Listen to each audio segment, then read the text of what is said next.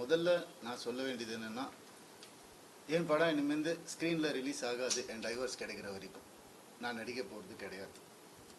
ஏன்னா என்னால் நடிக்க முடியல. எனக்கு நடந்த அவமானங்கள், தேவையில்லாத அவமானங்கள் என்னால் தாங்க முடியலை. அதனால் என் டைவர்ஸ் கிடைக்கிற வரைக்கும், என்னை சீண்டி பார்க்கணும்னு நினைக்கிற வரைக்கும் எல்லாருக்கும் இங்கே தான் இருப்பேன். வாங்க சீண்டி பாருங்கள். இனிமேல் சாது கிடையாது நான்.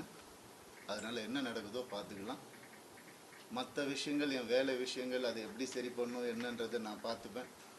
இவ்வளோ நாள் என் கூட நின்ன உங்கள் எல்லாருக்கும் ரொம்ப ரொம்ப நன்றி. என்றைக்கு என் டிவோர்ஸ் கிடைக்குதோ, என்றைக்கு என் பர்சனல் லைஃப் சரியாகுதோ, என்றைக்கு இந்த சைபர் புல்லிங் எல்லாம் நிற்குதோ, எல்லாத்தையும் நான் பார்த்துட்டு தான் இருக்கிறேன். எல்லாம் எனக்கு வரும். எனக்குன்னு இருக்கிற ஒரு சில டீம் இருக்காங்க. மற்றவங்கள மாதிரி 25 பேர் கொண்ட குழுவெல்லாம் எனக்கு கிடைக்காது. நான் யாரையும் பர்சனலாக யாரையுமே நான் சொல்லலை. ஏன்னா இது மற்ற ஹீரோஸையோ இவங்களையோ அவங்களையோ எதுவுமே கிடையாது. சினிமாவுக்கும் இதுக்கும் சம்பந்தமே கிடையாது. இது என்னுடைய பர்சனல் லைஃப். சத்தியம் நிலநாட்டணுன்ற ஒரே காரணத்துக்காக தான் நான் குவைட்டாக இருந்தேன். எல்லாம் வருது. உங்களுக்கு சர்ப்ரைஸ் வெயிட்டிங்ஸ் இல்லதெல்லாம் வெயிட் பண்ணுங்க. கொஞ்சம் எனக்காக பொறுமையா இருங்க. அதான் ஃபெமினிசம். என்ன நினைச்சிட்டு இருக்கீங்க ஃபெமினிசம்னா? நான் யாரு? நானும் ஃபெமினிஸ்ட் தாங்க. எப்படிங்க என் குடும்பத்தை நான் அகைன்ஸ்டா எப்படிங்க பேசுவேன்?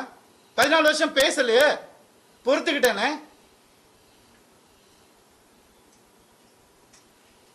என் பிள்ளைங்களை பார்க்க விட மாட்டாங்க.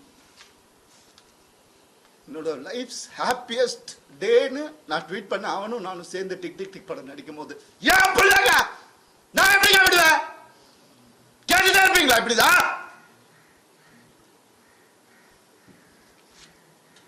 50 லட்சம் ரூபா தெரியுமா?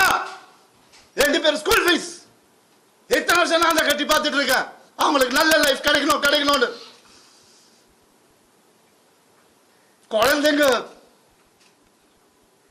பத்தி, என் பாசத்தை பத்தி பேசாதீங்க.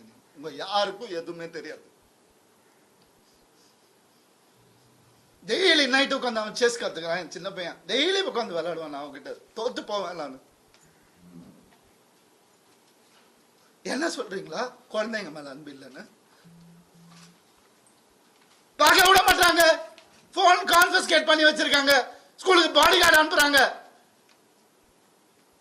என் பசங்க பார்க்கணும் இந்த வீடியோவை. தெரிச்சு தானே ஓடி வந்தேன் நான். அந்த லைஃப் பிடிக்கலன்னு இத்தனை நாள் இருந்தால அப்பெல்லாம் தெரியலையா? நான் அப்பெல்லாம் பார்த்துக்கல.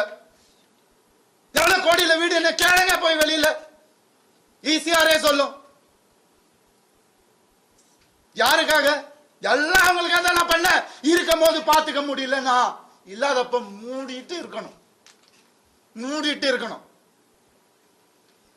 ஒரு குழு அமைச்சு இவங்களை இப்படி காசு கொடுத்து இவங்கள அப்படி எனக்கு தெரியாத அதெல்லாம் பண்றதுக்கு பிறந்து வளர்ந்தவன் சொல்லி கொடுத்ததே நான் தான்.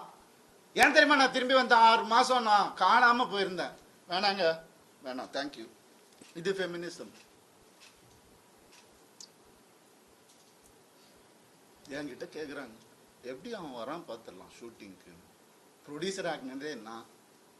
என்கிட்ட கேட்குறாங்க யாராவது பார்த்துருக்கீங்களா? குடும்பமா ஒரு எக்ஸ் குடும்பம் இன்டர்வியூல வர்றது யாராவது பார்த்துருக்கீங்களா? எனக்கே தெரியாது. சர்ப்ரைஸ் தான். ஏன் மாப்பிள்ள, ஏன் இது, ஏன் அது, எதுக்கு? நான் பாட்டுக்கு தானே இருந்தேன். அப்படியே போயிருக்கலாமே. எதுக்கு சுரண்டி ரத்தம் வர்ற அளவுக்கு, உயிர் போற அளவுக்கு சுரண்டுனா என்னங்க பண்றது ஒரு மனுஷன்? எனக்கு இப்படிலாம் பேச தெரியாதா?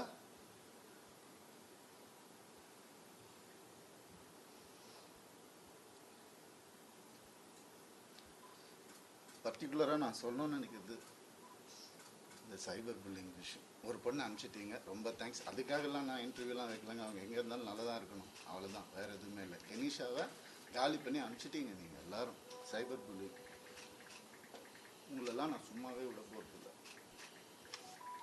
என் அண்ணனுக்கு நடந்ததுனால, தம்பிக்கு நடந்ததுனால நான் இதான் பண்ணுவேன். ஏன்னா நான் யாருன்னு தெரிஞ்சவங்க சில பேர் மட்டும்தான். நான் உண்மையாக யாருன்னு தெரிஞ்சவங்க எனக்கு சப்போர்ட் பண்ணுறவங்க.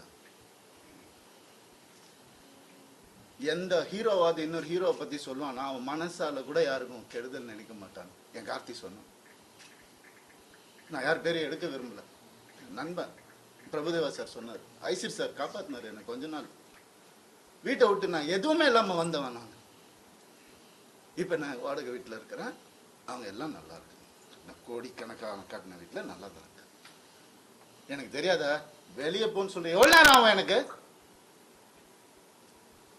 என்னங்க இதெல்லாம்? ஒரு மனுஷனை நிம்மதியாக வேலை செய்ய விடாட்டி எப்படிங்க?